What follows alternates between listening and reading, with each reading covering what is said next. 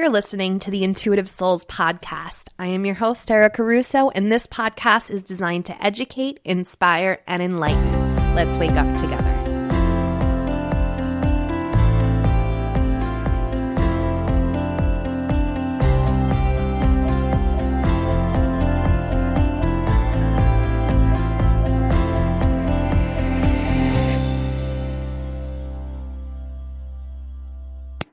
Hey guys, and welcome to the podcast. If this is your first time tuning in, welcome. I am glad the universe led you here. My name is Erica Russo from candidly, and today I want to talk about daily habits and cultivating some sort of regimen for yourself to have some time to yourself, have some time with your soul. It wasn't until I actually made it a point to set up a daily routine for myself, and I'm going to tell you about it in a little bit, that I really understood the importance of habit and the importance of putting yourself first. But before we dive into that, I wanted to just thank every single one of you that is taking the time out of your busy schedules to write a review on iTunes. It helps me get this podcast to the ears that need to listen to it. And if you have a free second, please feel free to go ahead and leave me a review on iTunes. If you do so, please make sure you screenshot it, send it to erica@candidly, and I'm going to send you a nice little gift, just a token of my appreciation. So go ahead, but you'd have to make sure that you screenshot it before you send it, because it will just disappear right afterwards. So please be sure to do that. And again, send it to Erica, ERICA, @candidly, and I'm going to send you a nice little gift. Just like I said, because I want to, and you're awesome, and I love you.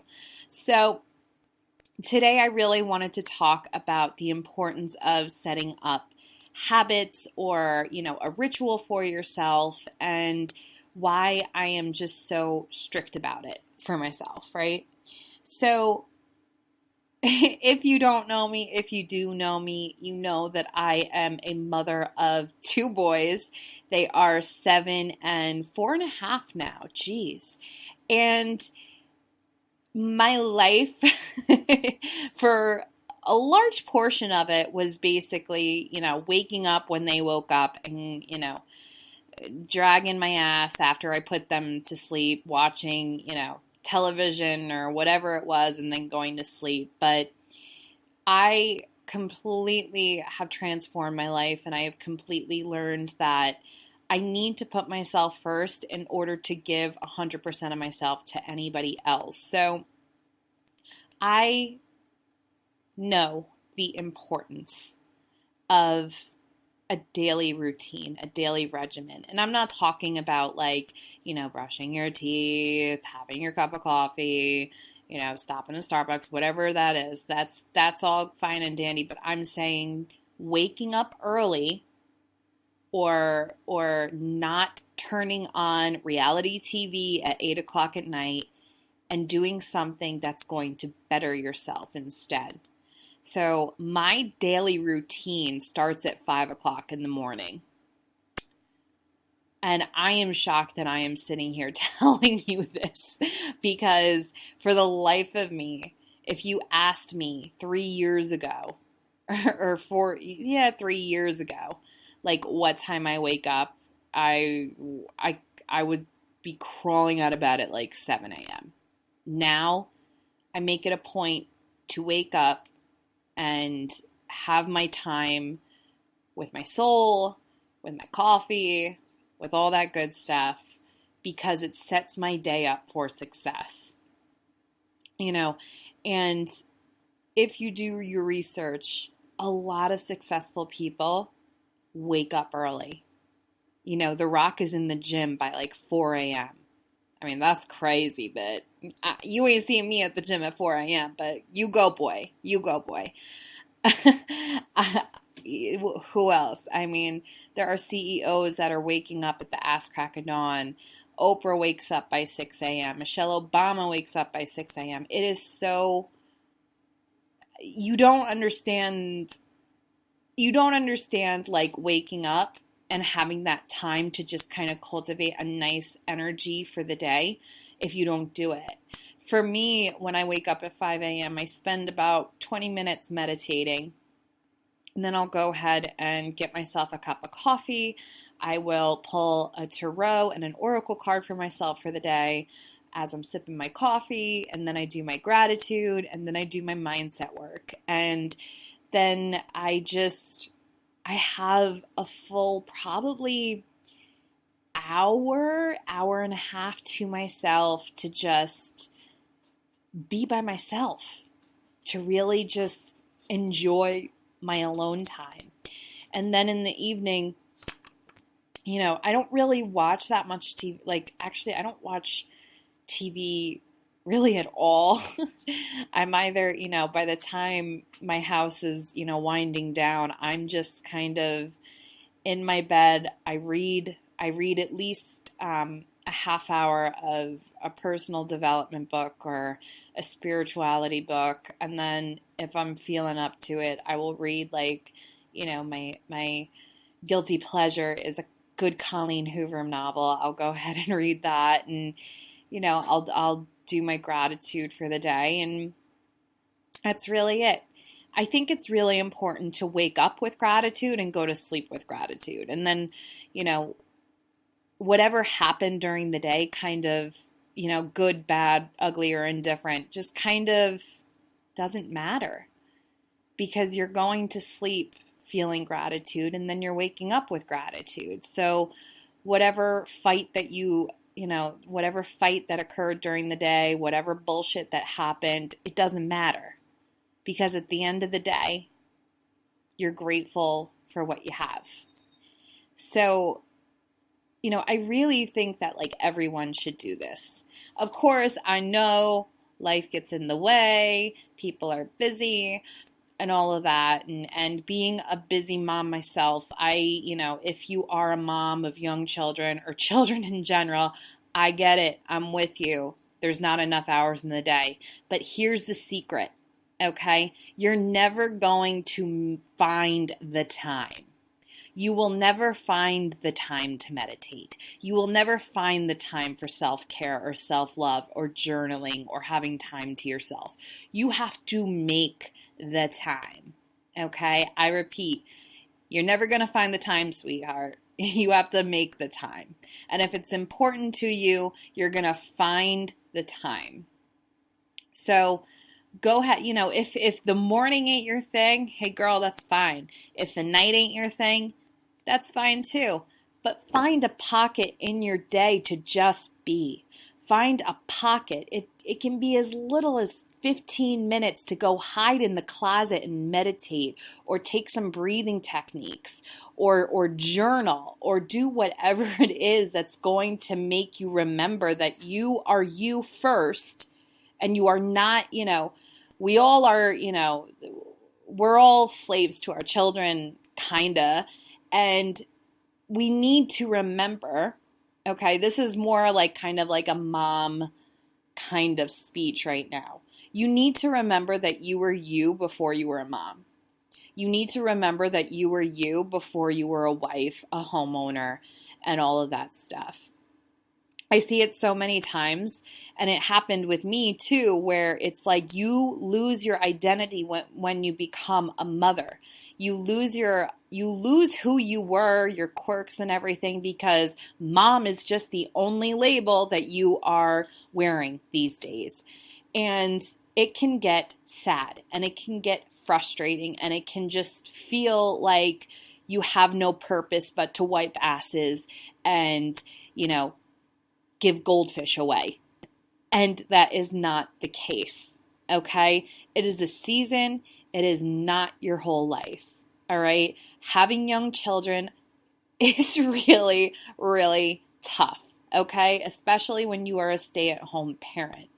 And I realized, okay, this is just coming from personal experience, that when you have a sense of self, everything, I don't know what just happened there, but everything in your life just kind of gets better, okay?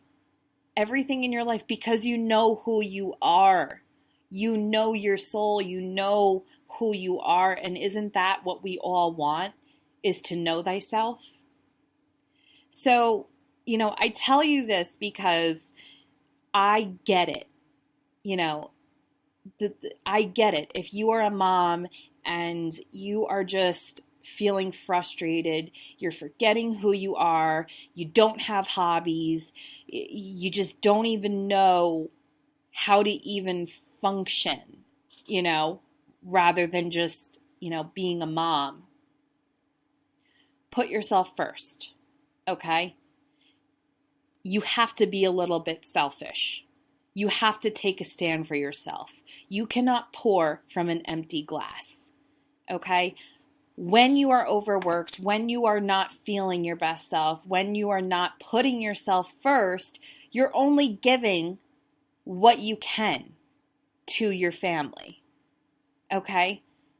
You're not giving 100% because you are not 100%. So put yourself first. And I'm not saying that you have to go to, go and invest thousands of dollars in a spa or whatever. I'm saying find the time, whether it be waking up earlier than your children or not vegging out on, freaking reality TV at 8 p.m. and instead journaling or just taking 15 minutes to meditate, quiet your mind, be by yourself, express gratitude. When you do that and when you create that a habit, your whole life transforms. Your whole mindset shifts. Because that action of putting yourself first is going to make you understand that you are worthy of abundance, that you are worthy of whatever it is you want. But you need to prove to the universe that you're worthy of it. You need to prove to source energy, God, whatever it is, that you are capable of the abundance that you want. And this ties into like self-care with moms. Little story I want to tell you. I did a post on Facebook a couple months back, and it was about, it's a little weird. I hope that there's like no guys listening because it's a little weird. But I realized one day that I haven't purchased a bra for myself in 4 years. It was 4 years. And my bras were coming to the point where like the clasps were broken, the wire was popping out. And I just remembered thinking to myself, why am I depriving myself of a good, decent bra? Why am I not buying something that I need? And I wrote this post on Facebook talking about like how I didn't buy a bra for myself in freaking years. And I realized that like, yes, because, I was a stay-at-home parent and my finances were obviously not there because I wasn't having an income for so long, that I felt that basic self-care wasn't a necessity. Now, I want to talk about this because some people will think that like, self-care is like, the bougie stuff, Lululemon, a new bag and all of that. And like, yeah, at times, if your bag is falling apart and it's ripped and it's disgusting and it smells nasty, yeah, you need a new bag, sweetheart. You need a new bag. I'm not saying to spoil yourself. I'm saying that some things are necessities, okay? Your hair, like, perfect example. If your hair grows, like all of our hair grows, you need a haircut, okay? Like, that was another thing that I was doing, was that I was using like half the freaking bottle of conditioner just so I can like comb through my hair. And don't say that that's never happened to you, because I know that it does. Why would I just not go and get a haircut? Guys, we have boobs. We need bras. Okay? We need support there. The girls need to be lifted. We need to, that's not a luxury. That's a necessity. Okay? Just remember that. If you're walking, if you have sneakers and your sneakers are falling apart and you're uncomfortable with them, you have to walk. Okay? You need to be your own form of transportation. You need new sneakers. These are things that we have to stop labeling as indulgences and label them as necessities, because sneakers are necessities. Haircuts are necessities. Your hair grows, you need a haircut. You got boobs, you need a decent bra. That's all there is to it. I'm not saying to go to a lavish salon, and if you want to, girl, go do it. Go have the time of your life and take a picture and put it on your Insta story and tag me in it, because you deserve it. But I'm just saying that there is a fine line between spoiling yourself and basic human necessity. And just remember that when you are at Kohl's shaking your damn head at the price of a new bra and trying to figure out what the Kohl's cash is and everything like that. You need the bra. You need the bra. Okay? Just get the bra. Just get the bra. So guys, oh boy. I go from like one thing to another, but I hope that you guys understood where I'm coming from with this. It really is just kind of about putting yourself first, whether it be starting a habit, starting a regimen, whatever it is. Give yourself a break. Give yourself a break. You're doing just fine. Your kids are okay. Everything is good. And that's that. That's it. This thing called mom guilt is just insane. Okay?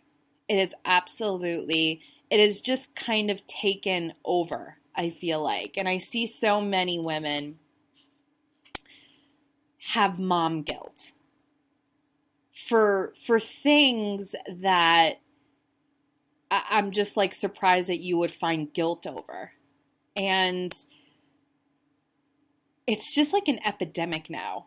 It like really is. I don't think I have ever met a mother who hasn't suffered with mom guilt in one way, shape, or form. And it's like, now that I just have kind of a different perception of life and everything like that, and myself, I've learned that like mom guilt was like, I don't know who made this up. I don't know how it started, but it has turned into like a fucking cancer. Like straight up. This mom guilt that so many of us own and wear is just like, it's not helping. Okay? Feeling guilty of something. And I have known mothers that are guilty of the craziest things, like the craziest things. And this is pretty controversial, what I'm going to say, but I feel like it needs to be said, and I'm just going to say it. Feeling guilty is not going to make you a better mother. Having mom guilt is not going to make you a better parent. I mean, sorry, not sorry, because it's the truth. This guilt that, it's just crazy, because I know that, like, if you don't feel guilty, you're a bad parent. Get the fuck out of here. Like, seriously. That's ridiculous. That's insane. That's just like, that is just so not fair. Okay? Remember, we are doing the best we can with the cards we are dealt. And I have to say this to myself countless times a day. Like, repeat after me. You are doing the best you can with the cards you are dealt.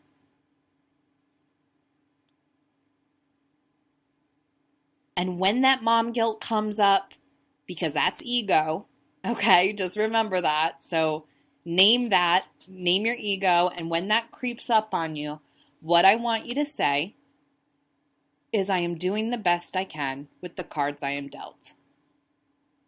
And that's it. And walk away from it.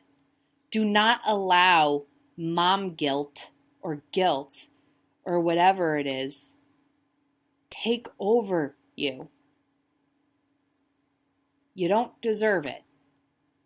And all it is your ego labeling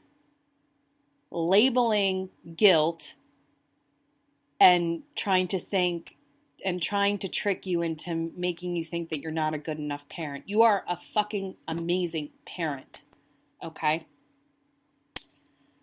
Gosh, we are already at 20 minutes.